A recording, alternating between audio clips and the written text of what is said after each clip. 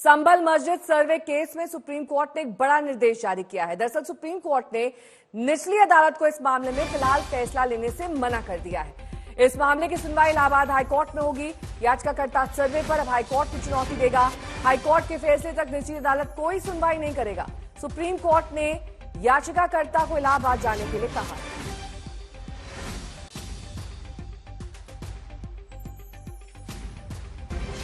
हिमांशु मिश्रा मेरे सहयोगी जुड़ गए हैं तमाम जानकारी के साथ। संजय शर्मा हमारे साथ हैं, इसके अलावा हमारे साथ कुमार अभिषेक भी मौजूद है। लेकिन सबसे पहले संजय शर्मा का रुख करेंगे, वहां पर वो विष्णु जैन से बातचीत कर रहे हैं। सिविल जज सीनियर डिवीजन ने पारित किया है, आप इस ऑर्डर को हाईकोर्ट में चैलेंज करिए, जो भी आपकी रेमेडी बनती है 115 सीपीसी की या 227 अंडर द कॉन्स्टिट्यूशन। और अगर हाईकोर्ट में याचिका दायर करते हैं तो 3 दिन के अंदर लिस्ट हो। एडवोकेट कमीशन की जो रिपोर्ट है वो सील कवर में दाखिल रहेगी। ट्रायल कोर्ट में वैसे ही अगली तारीख 8 जनवरी पड़ी हुई है, तो अब सारा मामला जो है वो हाईकोर्ट को डिसाइड करना है मेरिट्स पे।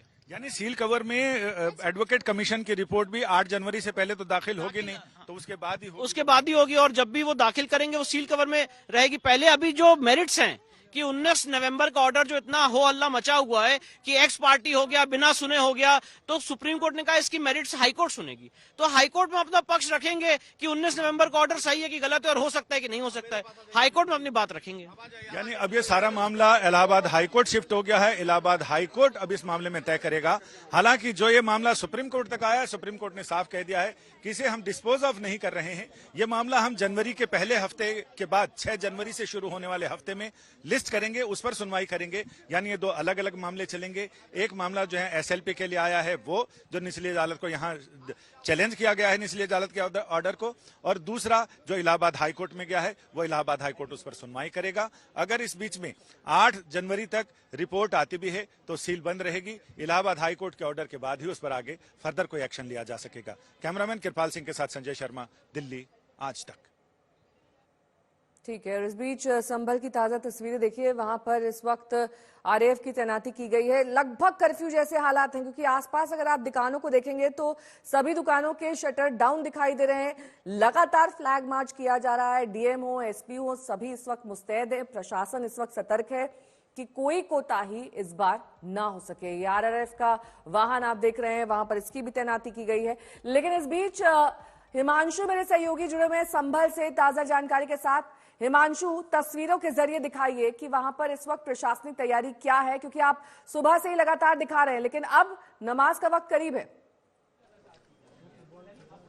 बिल्कुल 1:40 नमाज का वक्त है नेहा, और उसके पहले ही जैसे ही कोर्ट के जो गतिविधियां हुई हैं, कोर्ट में जो अपडेट हुए हैं, वो जैसे ही यहाँ पे पता चली, एक तरीके की हलचल यहाँ पे बढ़ गई। जो मस्जिद कमेटी से जुड़े तमाम लोग हैं, जो यहाँ के सदर हैं, वो सभी लोग पहुंच गए। और जब हमने सदर से पूछा तो उन्होंने कहा कि जो अपडेट आया है वो हमें पता है और हम अब कोर्ट की लड़ाई के लिए पूरी तैयारी करेंगे। अपनी पूरी रिपोर्ट, अपनी जवाब जो है वो कोर्ट के सामने रखा जाएगा। इस बीच तमाम लोग, जो आसपास के लोग हैं, वो दोपहर की नमाज के लिए यहां पर पहुंच रहे हैं। और आप देख सकती हैं सीढ़ियों पर वॉलंटियर्स यहां पर मौजूद हैं, और वो वॉलंटियर्स जो लोकल लोग हैं उन्हें ही यहां पर अलाउ कर रहे हैं। दरअसल ये बात पहले ही तय हो गई थी जब पीस कमेटी की मीटिंग हुई थी कि जो लोकल लोग हैं वो अपने घर के पास की मस्जिद में नमाज पढ़ें, न कि इस जुम्मे शाही जामा मस्जिद पर बड़ी संख्या में पहुंचे। तो भीड़ को कंट्रोल कैसे किया जाए, इसकी तैयारी हो चुकी थी। और इसके पहले ही इस पूरे इलाके को नेहा, जो मस्जिद के आसपास का पूरा इलाका है, उसे सैनिटाइज कर दिया गया था। आला अधिकारी लगातार नजर बना के रखे हुए थे। मैं लौटूंगी आपके पास। वहां पर इस वक्त चप्पे चप्पे पर गठन जो हो उसमें वो लोग होने चाहिए, तभी हक और इंसाफ मिलेगा। और अधिकारियों से जो अधिकारी हैं वहाँ पर अभी भी वही हैं। यकीनन जो अधिकारी हैं जिनको हम आरोपी मानते हैं, जिनकी वजह से सब हुआ है, तो इसलिए उन आरोपी के तहत तो जांच हो ही नहीं सकती। उनके रहते तो और ज्यादा मुश्किलात पैदा हो सकती है। इसलिए हम मांग करते हैं उन अधिकारियों को तुरंत हटाया जाए और निलंबित किया जाए। हमारे साथ लगा दिए निचली अदालत के फैसले पर जो संभल में मस्जिद का सर्वे होना था उसके ऊपर रोक लगा दी।